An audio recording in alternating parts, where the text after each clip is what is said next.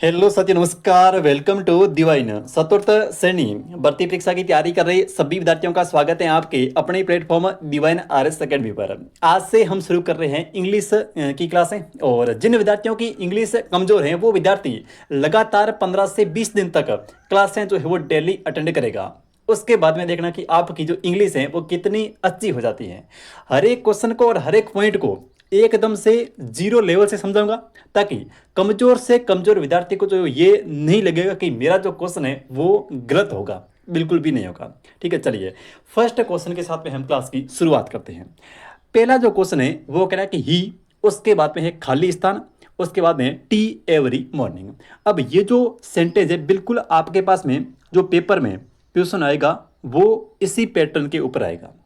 आपको एक सेंटेंस दे रखा होगा, उसके बाद में आपके पास में चार ऑप्शन है और चारों में से एक वर्ब का यूज आपको यहाँ पे जो है वो करना होता है कि यहाँ पे जो है वो ही के बाद में कौन सी वर्ब आएगी। टेंस में दो चीज होती है, एक तो होती है हेल्पिंग वर्ब और एक उसमें लगने वाली मेन वर्ब। ठीक है, आपको यहाँ पे पूछा है कि ही के बाद में जो है वो कौन सी वर्ब आएगी। ठीक है, तो देखो सबसे जो जरूरी चीज होती है वो होती है कि आपके पास में जो सेंटेंस दे रखा है, यानी कि पेपर के अंदर जो वाक्य आएगा जिसमें आपको सही वर्ब का यूज करना है। ठीक है, तो उसमें क्या होता है कि सबसे पहले आपको यहाँ पे पहचान करनी होती है। ठीक है, सबसे पहले आपको जो है वो यहाँ पे आइडेंटिफाई करना होता है कि अपने पास में जो वाक्य दे रखा है, यानी कि अपने पास में पेपर में जो सेंटेंस दे रखा है वो उसके अंदर जो है वो कौन से टेंस का प्रयोग हुआ है। किसी भी सेंटेंस के अंदर आप वर्ब या फिर हेल्पिंग वर्ब का प्रयोग तभी कर पाएंगे जब आपको पता होगा कि ये जो दिया गया सेंटेंस है वो इस टेंस का है। ठीक है, टेंस का नॉलेज होना सबसे ज़्यादा जरूरी है। और टेंस की पहचान में हमने पढ़ रखा है ता है, ती है, ते है, या फिर चुका होगा, चुकी होगी, चुके होंगे, कहीं काम नहीं आएगा, क्योंकि वहां पर हिंदी में एक सिंगल वर्ड भी आपको देखने को नहीं मिलेगा। ठीक है, इंग्लिश का पेपर है, जितने क्वेश्चन आएंगे सारे के सारे आपको इंग्लिश में ही मिलेंगे। ठीक है, तो हिंदी में ना तो कोई पहचान मिलेगी आपको और ना ही आपको पहचान याद रखनी है। ठीक है, हिंदी की पहचान तभी याद रखनी होती है जब आपको पता हो कि यहाँ पर जो लगने वाला सेंटेंस है वो ये है, सॉरी लगने वाला जो टेंस है वो ये है। अब देखिए इस सेंटेंस के अंदर ये जो अपने पास में वाक्य है कि ही, उसके बाद रिक्त स्थान है, उसके बाद में टी एवरी मॉर्निंग। तो इसके अंदर जो टेंस है वो है प्रेजेंट सिंपल टेंस। अब देखिए मुझे तो पता है क्योंकि ये मैंने लिखा है, इसलिए मुझे पता है कि यहाँ पे प्रेजेंट सिंपल टेंस है और मैं यहाँ पे वर्ब भी यूज कर सकता हूँ कि प्रेजेंट सिंपल टेंस के अंदर कौन सी वर्ब आएगी। तो सबसे पहले तो आपको पहचान करनी, उसके बाद में यानी कि पहली बात है कि फर्स्ट जो स्टेप होता है साथियों वो होता है किसी भी सेंटेंस के अंदर आप पहचान करोगे कि यहाँ पे लगने वाला टेंस कौन सा है। ठीक है, उसके बाद में आपको ये पता होना चाहिए कि इस टेंस के साथ में कौन सी हेल्पिंग वर्ब आती है और कौन सी मेन वर्ब का प्रयोग होता है। ठीक है, अब देखिए ये जो सेंटेंस है ये है प्रेजेंट सिंपल का। मैं आपको बताऊंगा कि आप कैसे पहचान करोगे कि यहाँ पे जो है वो प्रेजेंट सिंपल है, प्रेजेंट कंटिन्यूस है, पास्ट है, कौन सा टेंस है। तो यहाँ पे जो मेरे पास में टेंस है वो है प्रेजेंट सिंपल टेंस। ठीक है, अब अब प्रेजेंट सिंपल टेंस की पहचान क्या है? ता है, ती है, बिल्कुल भी नहीं है। ठीक है, प्रेजेंट सिंपल टेंस आप किसी भी सेंटेंस के अंदर कैसे पता करोगे कि यहाँ पर प्रेजेंट सिंपल टेंस है। ठीक है, यहाँ पे देखो इस अगर सेंटेंस को हम पढ़ेंगे तो इसके अंदर आपको दिख रहा है एक वर्ड और वो दिख रहा है एवरी। ठीक है, एवरी दिख रहा है। अब एक एवरी नहीं है, बहुत सारे ऐसे वर्ड है। ठीक है, अब देखिए एवरी, जब भी आपको किसी भी सेंटेंस में, मैं इस क्वेश्चन के अकॉर्डिंग बता रहा हूं, मैं इस क्वेश्चन के अकॉर्डिंग बता रहा हूं कि अगर आपको किसी भी सेंटेंस के अंदर एवरी वर्ड देखने को मिलता है, ठीक है एवरी, अब एवरी के साथ में जैसे यहां पे लिखा हुआ है मॉर्निंग, एवरी के साथ में जैसे यहां पे मॉर्निंग है, वैसे एवरी के साथ में एवरी डे हो सकता है। ठीक है, एवरी मंथ हो सकता है। ठीक है, एवरी नाइट हो सकता है। ठीक है, एवरी मॉर्निंग हो सकता है, यानी कि एवरी टाइम हो सकता है। ठीक है, एवरी के साथ में एवरी टाइम हो सकता है, यानी कि जब भी किसी भी वर्ड के अंदर आपको ये एवरी वर्ड देखने को मिले, ठीक है, एवरी और एवरी के साथ में एवरी डे आ जाए, एवरी मंथ आ जाए, एवरी टाइम आ जाए, एवरी मॉर्निंग आ जाए, एवरी नाइट आ जाए, वहां पे जो है वो सीधा सा मतलब है कि यहाँ पे जो टेंस है वो है प्रेजेंट सिंपल टेंस। ठीक है, जहां पर भी एवरी के साथ में every morning, every day, every month, every time, ठीक है, ये वर्ड आपको, ये शब्द आपको वहां पे देखने को मिले तो समझ लेना यहाँ पे प्रेजेंट सिंपल टेंस है। इसके अलावा प्रेजेंट सिंपल टेंस में कौन से और वर्ड मिलेंगे आपको, उनको देखिए। ठीक है, कभी भी किसी भी सेंटेंस के अंदर आपको एक वर्ड देखने को मिले ऑलवेज, और ऑलवेज का मतलब होता है हमेशा। ठीक है, ऑलवेज का मतलब क्या होता है, ऑलवेज का मतलब होता है हमेशा। और जो कार्य जो होते हैं वो हमेशा की तरह होते हैं। ठीक है, जो कार्य, ऐसे कार्य जो हमेशा होते हैं, हैबिचुअल होते हैं, इनके हैबिचुअल एक्ट होता है। ठीक है, उसको हम बोलते हैं आदत निर्माणकारी कार्य। ठीक है, तो जो कार्य हमेशा होते हैं उसको बोलते हैं ऑलवेज, यानी कि हमेशा होने वाले कार्य, उसमें हमेशा प्रेजेंट सिंपल टेंस का प्रयोग किया जाता है। ठीक है, तो एक वर्ड आपको प्रेजेंट सिंपल में याद रखना, ऑलवेज। इसके अलावा एक ध्यान रखना, डेली। ठीक है, डेली का मतलब ये होता है हमेशा, DAIL और Y, डेली। इसके अलावा जैसे यूजुअली, ठीक है, एक जैसे कार्य होगा यूजुअली मतलब जैसे यूजुअली आ गया, जनरली आ गया, ठीक है, रेयरली आ गया, तो ऐसे वर्ड आ जाए। ठीक है, ऑलवेज आ जाए, डेली आ जाए, यूजुअली आ जाए, फिर यहाँ पर रेयरली आ जाए, या फिर जनरली आ जाए। ठीक है, या फिर ऐसे जैसे ऑफ्टन आ जाए। ठीक है, तो जहां पर भी आपको ये वर्ड देखने को मिले, ठीक है, ऑलवेज, डेली, यूजुअली, या फिर इसके अलावा जैसे हार्डली हो गया, ठीक है, और जनरली, तो ऐसे वर्ड देखने को मिलता है, तो वहां पे आपको हमेशा प्रेजेंट सिंपल टेंस का यूज करना है कि यहाँ पे जो दिया गया वाक्य है इसमें प्रेजेंट सिंपल टेंस है। बस सिंपली या तो आप इनको नोट कर लो, ठीक है, आप एक बार तो है वो इनको नोट जरूर कर लेना, क्योंकि ये वर्ड आपको बहुत हेल्प करेंगे। ठीक है, जैसे ही आपको ये वर्ड दिख जाए समझ लेना कि यहाँ पे प्रेजेंट सिंपल टेंस है। तो देखो, एक काम तो पहला तो अपना हो गया कि टेंस के अंदर पहचान कैसे करनी है। ठीक है, किसी भी सेंटेंस के अंदर पहचान कैसे करनी है कि यहाँ पे टेंस कौन सा है। तो टेंस में मैंने आपको कहा कि प्रेजेंट सिंपल टेंस की पहचान क्या है। प्रेजेंट सिंपल में एवरी के साथ में एवरी डे आ जाए, एवरी मंथ आ जाए, एवरी टाइम आ जाए। इसके अलावा ऑलवेज आ जाए, डेली आ जाए, यूजुअली आ जाए, जनरली आ जाए। तो इन सभी वाक्यों, ऐसे ऑफ्टन आ जाए, OFTEN, ऑफ्टन, ये वर्ड आ जाए। तो ये वर्ड जहां पर भी आपको देखने को मिले वहां पे समझ लेना कि यहाँ पे प्रेजेंट सिंपल टेंस है। क्लियर। अब बात करते हैं प्रेजेंट सिंपल की हेल्पिंग वर्ब और प्रेजेंट सिंपल की मेन वर्ब को लेकर के। ठीक है, तो प्रेजेंट सिंपल की बात करें तो प्रेजेंट सिंपल में जो हेल्पिंग वर्ब होती है, ठीक है, वो होती है डू और डज।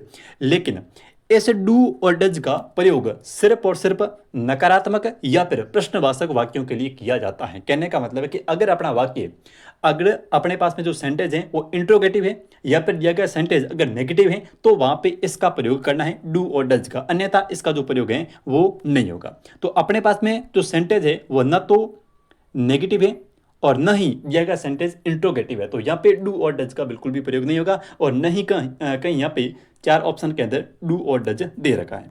ठीक है, अब बात करते हैं मेन वर्ब की कि प्रेजेंट सिंपल टेंस की पहचान तो हो गई कि इस सेंटेंस के अंदर प्रेजेंट सिंपल टेंस है। लेकिन अब इसमें जो है वो वर्ब का प्रयोग किस प्रकार से करना है और कौन सी वर्ब यहाँ पे यूज होती है। तो प्रेजेंट सिंपल टेंस के साथ में हमेशा वर्ब की फर्स्ट फॉर्म का प्रयोग किया जाता है।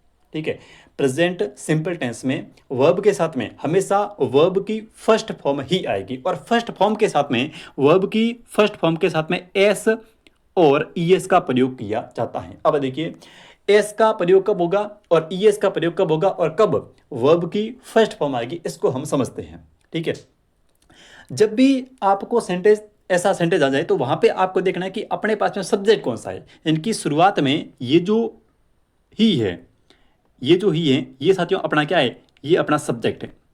ये जो है ये अपना क्या है, सब्जेक्ट है। ठीक है, अब सब्जेक्ट जो होते हैं वो दो प्रकार के होते हैं।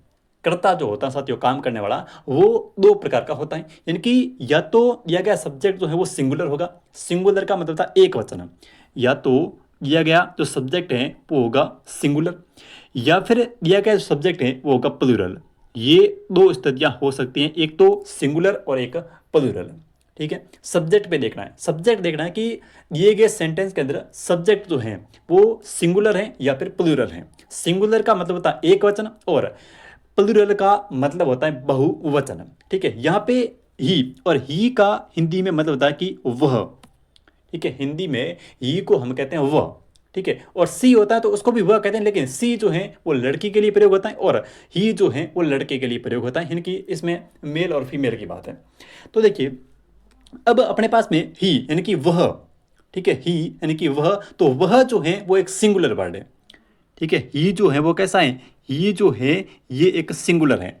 और जब भी अपना सब्जेक्ट जो है वो सिंगुलर होता है साथियों, जब भी अपना सब्जेक्ट जो है वो सिंगुलर होता है तो अपन को वर्ब की फर्स्ट फॉर्म के साथ में, वर्ब की फर्स्ट फॉर्म के साथ में एस या फिर ईएस का प्रयोग करना होता है।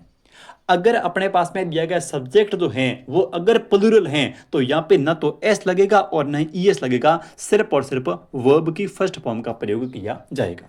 समझ आ रही बात? जैसे अब अगर सॉरी, अगर इस ही की जगह मैं लिख दूं दे, THEY दे, ठीक है, इस ही की जगह अगर मैं दे लिख दूं THEY दे, तो दे जो है, दे का मतलब क्या था, दे वे, दे का मतलब होता है वे, तो यहाँ पे जो दे है वो क्या है, प्लूरल है, और प्लूरल के साथ में सिर्फ और सिर्फ वर्ब की फर्स्ट फॉर्म का यूज होता है, यानी कि वर्ब की फर्स्ट फॉर्म लगती है, उसके साथ में कभी भी एस या फिर ईएस का प्रयोग नहीं होता है। अब थोड़ा तो आपको ये पता होना चाहिए कि वर्ब जो होती है, ठीक है, उसकी फर्स्ट फॉर्म कौन सी है, सेकंड कौन सी है और थर्ड कौन सी है, ठीक है, इतना आपको पता होना चाहिए। अगर आपको पता नहीं है तो कहीं पर भी गूगल से आप एक चार्ट जो है वो डाउनलोड कीजिए और उसमें बहुत सारी वर्ब आपको दे रखी है, तो थोड़ा आपको वहाँ पे जा करके याद करना है कि फर्स्ट फॉर्म कौन सी है, सेकंड फॉर्म कौन सी है, थर्ड फॉर्म कौन सी है। ज़्यादातर जो फर्स्ट फॉर्म और सेकंड फॉर्म और थर्ड फॉर्म होती है, ठीक है, फर्स्ट फॉर्म के अलावा सेकंड फॉर्म और थर्ड फॉर्म होती है, यानी कि फर्स्ट फॉर्म के साथ जब भी आप, ठीक है, फर्स्ट फॉर्म के साथ में आप ईडी जब जोड़ देंगे, ठीक है, ईडी का जब प्रयोग करेंगे तो वहाँ पे हमेशा आपकी सेकंड फॉर्म या फिर थर्ड फॉर्म बढ़ जाएगी, लेकिन ये हर केस में नहीं होता है। हर वर्ड के साथ में ईडी लगाने से वो सेकंड फॉर्म या फिर थर्ड फॉर्म नहीं बनती है, लेकिन ज़्यादातर मामलों के अंदर फर्स्ट फॉर्म के साथ आप ईडी का प्रयोग करेंगे तो वहाँ पे आपकी सेकंड फॉर्म या फिर थर्ड फॉर्म बन जाएगी, ठीक है। अब हम बात करते हैं यहाँ पे कि यहाँ पे अपने पास में ही जो है वो कैसा है, ही जो है वो सिंगुलर है। तो अब कुछ जो ऑप्शन होते हैं उनको आप पहले से काट दीजिए। जैसे हेड ड्रिंक्ड है, तो आपको पता है कि कभी भी प्रेजेंट सिंपल के अंदर हेड जो है वो हेल्पिंग वर्ब आती नहीं है, ठीक है, हेल्पिंग वर्ब तो आती नहीं है, प्रेजेंट सिंपल टेंस में हेल्पिंग वर्ब नहीं आती है जब तक वाक्य नेगेटिव या फिर इंट्रोगेटिव ना हो। तो आपका ऑप्शन डी तो कट गया। अब ड्रिंक्ड है, ड्रिंक के साथ में ईडी लगा है, तो ईडी कभी भी इसके अंदर नहीं लगता है क्योंकि हमेशा फर्स्ट फॉर्म का प्रयोग होता है, ठीक है। प्रेजेंट सिंपल में हमेशा फर्स्ट फॉर्म का प्रयोग ही किया जाता है। यहाँ पे ड्रिंक जो है ये सेकंड फॉर्म या फिर थर्ड फॉर्म है। तो देखिए उसके बाद में ड्रिंक्स। अब इन दोनों में से आपको एक जो है वो सेलेक्ट करना है कि यहाँ पे ड्रिंक आएगा या फिर ड्रिंक्स आएगा, यानी कि या तो एस लगेगा या फिर एस नहीं लगेगा, ठीक है। तो अब देखिए मैंने कहा था कि अगर अपने पास में जो सब्जेक्ट दे रखा है, ठीक है, अगर अपने पास में दिया गया सब्जेक्ट सिंगुलर है तो उसके साथ में हम एस और ईएस का प्रयोग करते हैं अगर वो सिंगुलर हैं। तो अगर प्लूरल हैं तो सीधे सी वर्ब की क्या आएगी, फर्स्ट फॉर्म आएगी, ठीक है। अगर दिया गया सब्जेक्ट सिंगुलर है तो उसके साथ में हम एस वर्ब की फर्स्ट फॉर्म और उसके बाद में एस और एस का प्रयोग करेंगे। और दिया गया सब्जेक्ट अगर प्लूरल है तो वहां पे हम सीधा सा वर्ब की फर्स्ट फॉर्म का यूज कर लेंगे।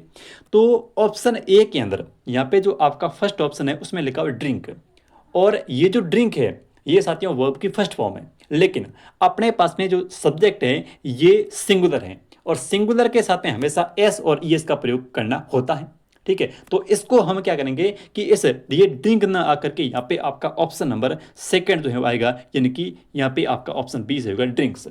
अब ड्रिंक सही क्यों नहीं है, क्योंकि अगर यहाँ पे साथियों इस ही की जगह दे होता, अगर इस ही की जगह क्या होता, इस ही की जगह अगर दे होता, क्योंकि दे जो है वो क्या है, दे जो है वो अपने आप में प्लूरल सब्जेक्ट है और प्लूरल के साथ में हमेशा वर्ब की फर्स्ट फॉर्म का यूज किया जाता है, ठीक है। और यहाँ पे जो ही है वो क्या है, ही जो है वो सिंगुलर है, ठीक है, इसलिए हमने यहाँ पे एस और एस का प्रयोग किया है वर्ब की फर्स्ट फॉर्म के साथ में। तो इस क्वेश्चन का आपका ऑप्शन नंबर से होगा बी, ठीक है। अब भी आपको एक सिंगल चीज भी अगर समझ में नहीं आई है, ठीक है, एक सिंगल पॉइंट भी अगर समझ में नहीं आया है, ठीक है, तो कमेंट कीजिए। इस क्लास की कंप्लीट पीडीएफ आपको जो है वो टेलीग्राम के ऊपर मिल जाएगी, तो वहाँ पर भी आप जो है वो मुझसे संपर्क कर सकते हैं, आप मुझसे क्वेश्चन जो है वो पूछ सकते हैं कि यहाँ पे ये चीज़ जो है वो मुझे समझ में नहीं आई।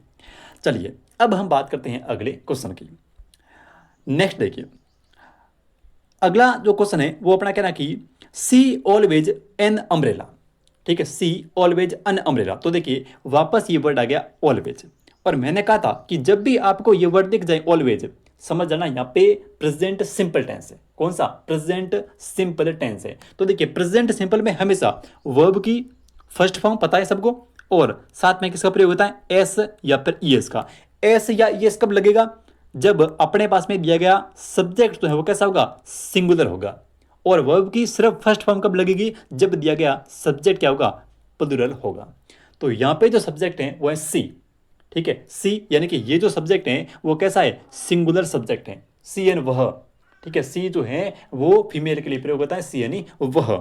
ठीक है, तो बताओ इसमें से क्या आएगा? देखो आपको पता है कि प्रेजेंट सिंपल टेंस के अंदर कभी भी हेल्पिंग वर्ब का प्रयोग नहीं होता है जब तक वाक्य नेगेटिव या फिर इंट्रोगेटिव नहीं है। अपने पास में दिया गया वाक्य न तो नकारात्मक है और न ही प्रश्नवाचक है। अगर प्रश्नवाचक होता तो पीछे ये प्रश्नवाचक लगता, लेकिन प्रश्नवाचक है नहीं। और नहीं अपने पास में दिया गया वाक्य नकारात्मक है। तो क्या करेंगे कि आपको पता है कि जैसे ये ऑप्शन तो पहले ही काट दो, हेड आएगा नहीं, हैव आएगा नहीं, क्योंकि प्रेजेंट सिंपल टेंस के अंदर कभी भी हेड का हैव का प्रयोग नहीं होता है। ठीक है, ये हेड है, हैव है, ही क्या है? हेल्पिंग वर्ब है। और प्रेजेंट सिंपल टेंस में कभी भी हैव हेड ऐसी हेल्पिंग वर्ब होती नहीं है। सिर्फ और सिर्फ वर्ब की फर्स्ट फॉर्म उसके साथ में एस या ईएस है। ध्यान ही रखना है कि अगर दिया गया सब्जेक्ट सिंगुलर है तो फिर एस और ईएस का प्रयोग करना है। अगर दिया गया सब्जेक्ट प्लूरल है तो फिर ना तो एस लगाना है ना ईएस लगाना, सीधे सी आपको वर्ब की फर्स्ट फॉर्म वहां पे लगा के आना है। तो अब अपने पास में यहाँ जो सब्जेक्ट है सी, ठीक है, वो एक सिंगुलर वर्ड है, इनकी सिंगुलर है। कर्ता जो है कैसा है? कर्ता जो काम करने वाला सब्जेक्ट है ये सिंगुलर है, और सिंगुलर के साथ में हमेशा एस और ईएस का प्रयोग होगा। तो यहाँ पे कैरी ना आकर के कैरी जा जाएगा। इनकी ऑप्शन नंबर आपका सही होगा। कौन सा? Option number B. ठीक है, कैरीज। कैरीज हो गया तो ऑप्शन नंबर बी बिल्कुल सही हो जाएगा, कैरीज। नेक्स्ट क्वेश्चन देखिए, अगला जो प्रश्न है वो कहना कि she go to the library every day. ठीक है, वापस वर्ड आ गया एवरी डे। मैंने कहा था एवरी, इन शब्दों को कभी भी भूलना मत। एवरी डे आ जाए, ऑफ्टन आ जाए, ऑलवेज आ जाए, ठीक है, रेयरली आ जाए, यूजुअली आ जाए, इन वर्डों के साथ में हमेशा आपको प्रेजेंट सिंपल टेंस का प्रयोग ही करना है। ठीक है, अब ये कहना कि वह जो पीछे वाला वाक्य था शायद उसका मैंने आपको ट्रांसलेट नहीं करके बताया ना। ट्रांसलेट मैंने एक का नहीं बताया। चलो इसका मैं आपको ट्रांसलेट बता देता हूँ ताकि आपको हिंदी में समझ में आ जाए चीज़ें। ठीक है, देखो कि वह जो है वो ड्रिंक का मतलब पीना। जैसे यहाँ पे हमने ड्रिंक्स लिखा तो इसका मतलब था पीना। और टी एवरी मॉर्निंग, कि वह जो है वो प्रत्येक सुबह क्या करता है? चाय पीता है। ठीक है, ये उसकी एक आदत है। चाय पीना जो है वो क्या साथियों यहाँ पे उसकी आदत है।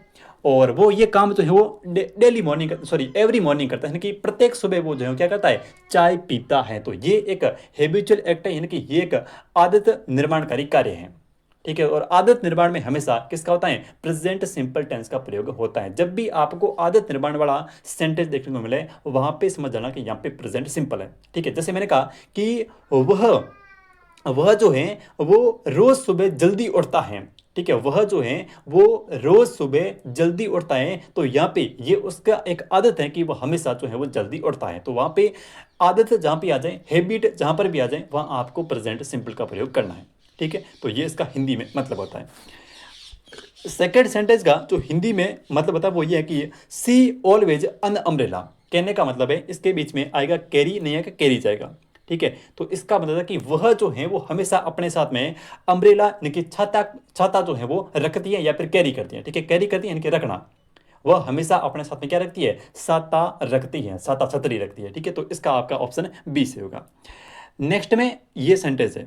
ठीक है, अब इसको देखिए, इस सेंटेंस में है कि she go to the library every day. ठीक है, she go to the library every day, वह हमेशा लाइब्रेरी जाती है। ठीक है, वह हमेशा लाइब्रेरी जाती है। तो यहाँ पे देखिए कि ये जो क्वेश्चन है आपका इसमें क्या आना चाहिए? सी गो टू द लाइब्रेरी। देखो नॉट का प्रयोग कहीं पे हुआ नहीं है। ठीक है, नॉट का प्रयोग कहीं पर भी हुआ नहीं है। तो यहाँ पे जो वाक्य है, ठीक है, वो प्रश्नवाचक होना चाहिए। वाक्य जो है वो सेंटेंस जो है वो प्रश्नवाचक होना चाहिए। अब देखिए डू का प्रयोग होगा, डज का होगा, या फिर इज का होगा, या फिर हैज का होगा। सबसे पहले यहाँ पे देखिए कि यहाँ पे जो अपने पास में वर्ड आ रहा है, देखिए एवरीडे। और मैंने कहा था कि एवरीडे जो है ये किसका सिंबल है? ये सिंबल है प्रेजेंट सिंपल टेंस का। तो प्रेजेंट सिंपल टेंस के अंदर हेल्पिंग वर्ब ना तो इज होती है और नहीं हैज होती है। ठीक है। प्रेजेंट सिंपल टेंस के अंदर दो ही हेल्पिंग वर्ब होती है, एक तो होती है डू और एक होती है डज। अब प्रयोग डू का करना या फिर डज का करना वो आपके ऊपर है, ठीक है। आपको देखना है कि सेंटेंस जो दिया गया है वो क्या पूछ रहा है, ठीक है।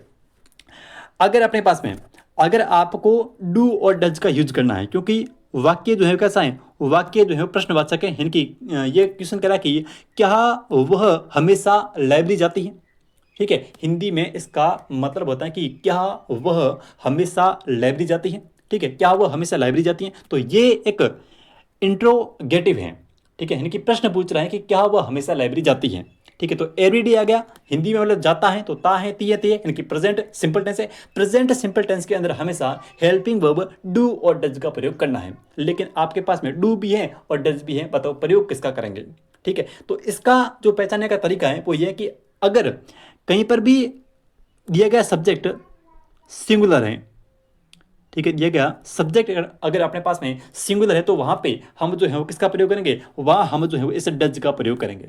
अगर अपने पास में दिया गया जो सब्जेक्ट है वो अगर प्लूरल है, अगर दिया गया सब्जेक्ट जो है वो अगर प्लूरल है तो वहां पे हम जो है वो साथियों डू का प्रयोग करते हैं। अब देखिए इस सेंटेंस के अंदर सब्जेक्ट कौन सा है, इस सेंटेंस के अंदर जो सब्जेक्ट है वो है ये सी, ठीक है। सी कैसा है, सी जो है वो सिंगुलर है, ही आ जाए, सी आ जाए, एट आ जाए, ये सभी कैसे हैं, सिंगुलर है। तो सिंगुलर के लिए हम प्रयोग किसका करेंगे, सिंगुलर के लिए हमेशा जो है वो डज का प्रयोग किया जाएगा। तो इस क्वेश्चन का आपका ऑप्शन नंबर ए से होगा डज, ठीक है। नेक्स्ट देखिए अगला प्रश्न देखिए, अगला जो क्वेश्चन है वो कहना कि आई उसके बाद में खालिस्तान है up early in the morning daily. तो आपको पता है कि डेली आ गया एक, तो ठीक है, डेली आ गया, यानी कि प्रेजेंट सिंपल टेंस है, प्रेजेंट सिंपल टेंस है। सबसे पहले तो आप पहचान कर लीजिए कि टेंस कौन सा है, तो प्रेजेंट सिंपल टेंस है, प्रेजेंट सिंपल है। अब बताइए कि यहां पे प्रयोग किसका होगा, गेट का, गोट का, गोटन का, या फिर हैज गेट का।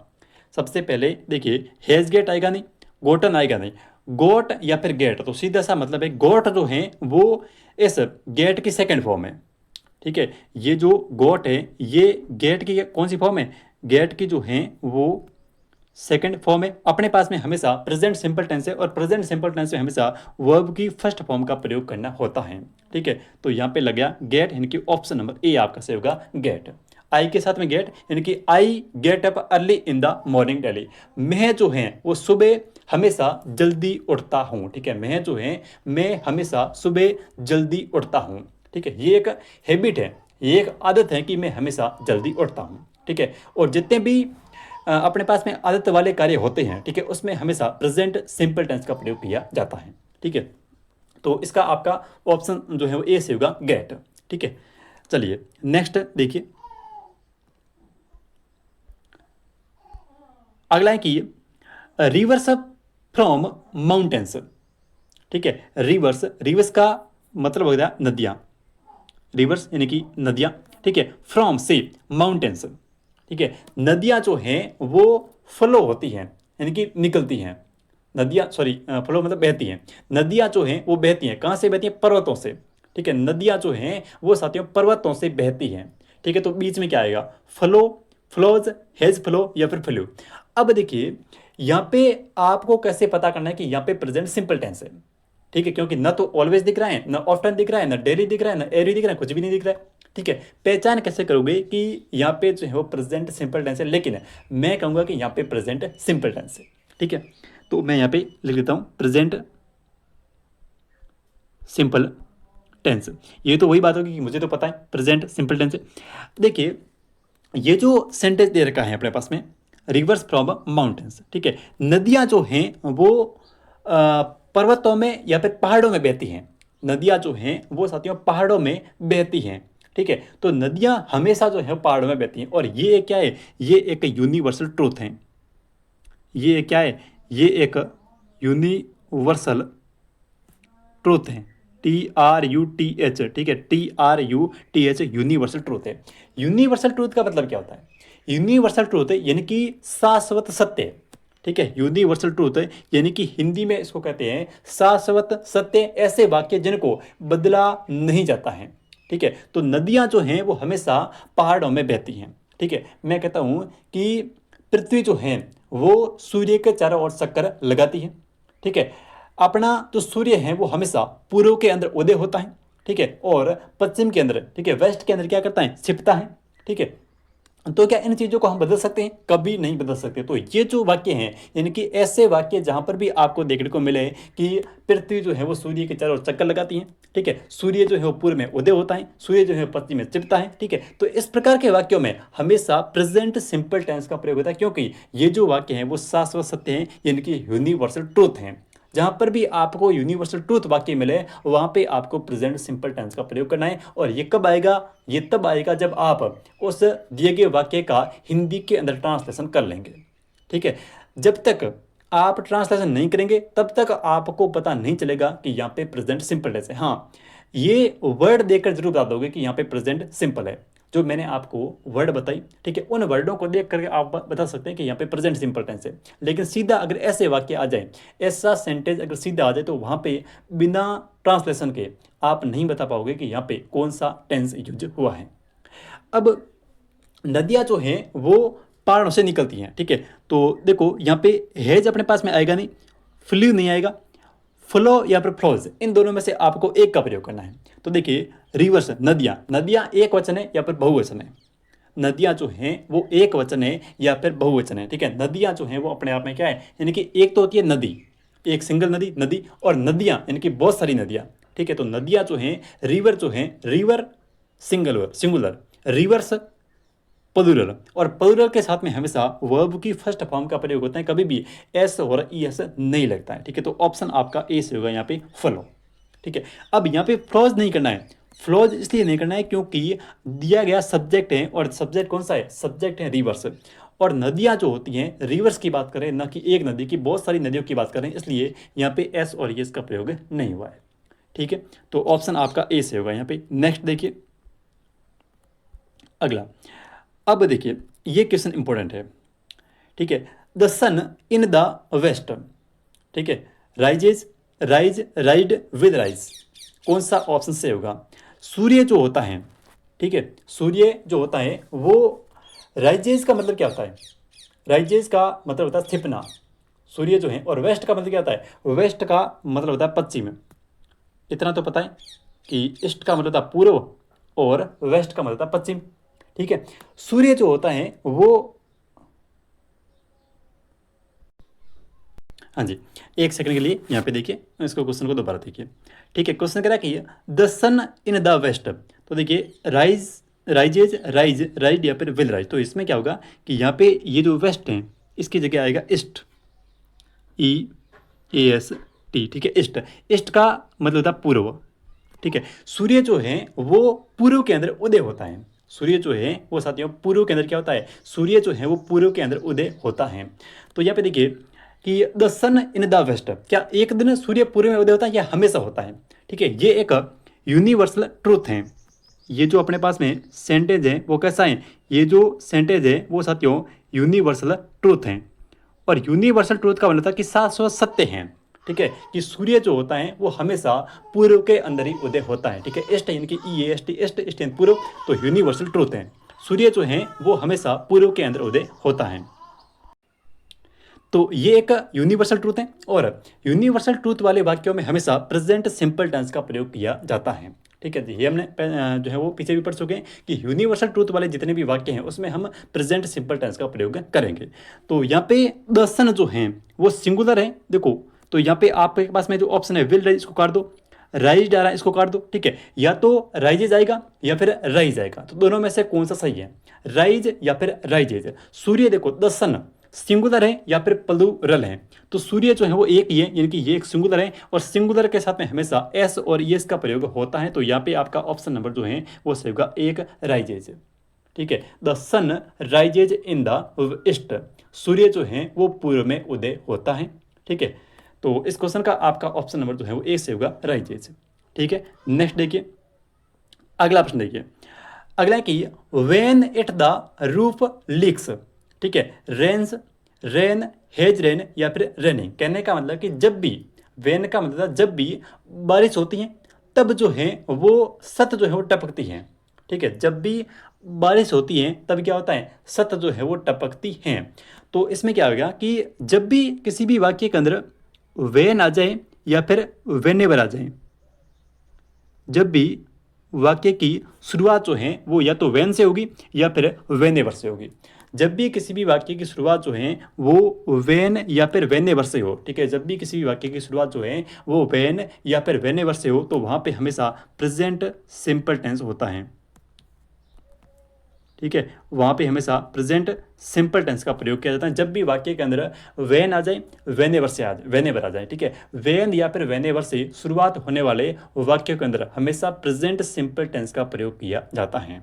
ठीक है, तो यहाँ पे वेन रेंस आएगा। ठीक है, ऑप्शन नंबर आपका ए से होगा, रेंस। यानी कि जब भी इट जो है वो कैसा है, इट जो है वो सिंगुलर है, इट जो है वो क्या है, इट जो है वो सिंगुलर है, इसलिए यहाँ पे एस और ई एस में से एस का प्रयोग हुआ है। ठीक है, रेंस द रूप लिक्स, यानी कि जब भी बारिश होती है तब जो है वो सत टपकती है। तो इस क्वेश्चन का आपका ऑप्शन नंबर ए से हो जाएगा, रेंस। नेक्स्ट देखिए, तो ये थे आज के अपने इंपॉर्टेंट क्वेश्चन, और कल मिलते हैं एक इंग्लिश की नई क्लास में। तब तक के लिए जय हिंद, जय भारत।